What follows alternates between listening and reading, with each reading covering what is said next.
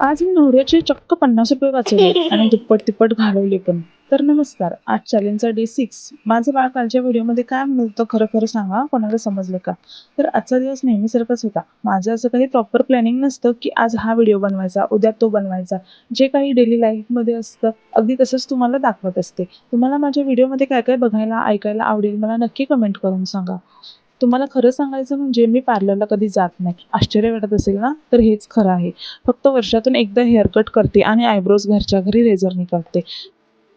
ते पण मी आत्ता करते, नाहीतर 6 महिन्यातून एकदा करत होते. चला बाकीचं आरशासमोर करते, नाहीतर व्हिडिओच्या नादात एक उडायचा. तर तुम्ही हे असं माझं बघून लगेच करायला जाऊ नका. मला ही सवय आहे.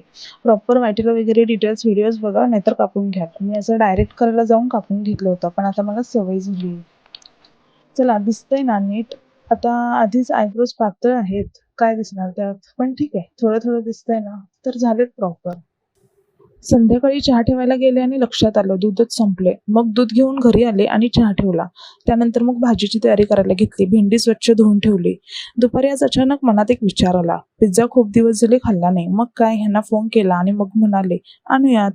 मग माझ्या बाळाने पण बघा मस्त एन्जॉय केला पिझ्झा. सगळी कामे आवरल्यावर मी अशीच भिंतीला टेकून मांडी घालून बसले होते. माझं बाळ अलगद माझ्या मांडीवर येऊन झोपलं आणि मी एकदम 2-3 वर्ष मागे गेले. मग मी त्याला सांगत होते, "तू छोटा बाबू होतास तेव्हा तू असंच मांडीवर झोपायचास." आणि मी काय करायचे माहिती आहे का? बाळ महिन्याचं असल्यापासून 15 दिवसाला, महिन्याला मी त्याची उंची अशी हातावर मोजायची. मी एकटीच अशी करते का? काय तुम्ही पण करता? मला कमेंटमध्ये नक्की सांगा. चला आज एवढंच. उद्या भेटू. तोपर्यंत बाय बाय.